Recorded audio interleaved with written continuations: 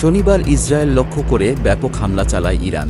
সে হামলার প্রতিশোধ নেওয়ার হুঁশিয়ারি দিয়েছে ইসরায়েল। কিন্তু বিশেষজ্ঞরা বলেছেন, যদি ইসরায়েল প্রতিশোধের দিকে আগায় তাহলে আরেকটি যুদ্ধ পরিস্থিতি তৈরি হবে, যার ধাক্কা সামাল দিতে পারবে না বিশ্ব। কারণ ইরান জানিয়েছে, ইসরায়েল যদি হামলা করে তাহলে তারা মাইন ও ড্রোন দিয়ে হরমুজ প্রণালী বন্ধ করে দেবে। এতে বিশ্বের 1/4 জ্বালানি তেল পরিবহনও বন্ধ হয়ে যাবে। তখন পুরো বিশ্বে নেমে আসবে অর্থনৈতিক বিপর্যয়।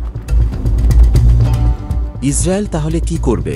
দেশটির ইতিহাসের সবচেয়ে কট্টরপন্থী সরকার এখন ক্ষমতায়, যারা এখন গাজায় ব্যাপক হামলা চালাচ্ছে, যা প্রতিশোধমূলক। গত 7 অক্টোবর ইসরায়েলে ঢুকে হামলা চালায় ফিলিস্তিনের স্বাধীনতাকামী গোষ্ঠী হামাস। সেদিন থেকেই ফিলিস্তিনের গাজায় নির্বিচার হামলা চালিয়ে যাচ্ছে ইসরায়েলি বাহিনী। ইসরায়েলের প্রতিবেশী সহ মিত্র দেশগুলো আহ্বান জানাচ্ছে তারা যেন সংগত থাকে এবং ইরানে পাল্টা আক্রমণ না করে। যুক্তরাষ্ট্র পর্যন্ত জানিয়ে দিয়েছে, ইসরায়েলের প্রতিশোধমূলক পদক্ষেপে তারা যোগ দেবে না। এর অবশ্য কারণও রয়েছে।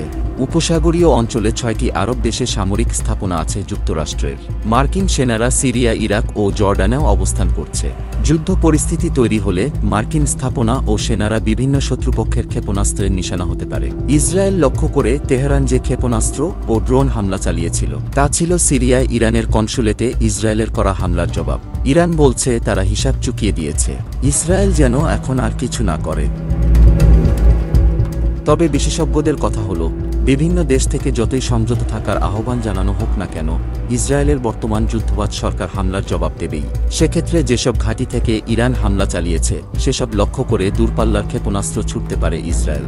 এছাড়া বিভিন্ন সামরিক ঘাঁটি, প্রশিক্ষণ কেন্দ্র ও কমান্ড সেন্টারে হামলা করতে পারে। আর সেটি হলে ইরানও ছেড়ে দেবে না। সব মিলিয়ে দুঃস্বপ্নের মতো পরিস্থিতি তৈরি হয়েছে। এ অবস্থায় উপসাগরীয় দেশগুলোর যুদ্ধে জড়িয়ে পড়ার আশঙ্কা করছে অনেকে। সব কিছুই এখন নির্ভর করছে ইসরায়েলের উপর। তারা এখন কি করবে? ধৈর্য ধারণ করবে নাকি প্রতিশোধমূলক হামলা চালাবে? শিগগিরই জানা যাবে এই প্রশ্নের উত্তর।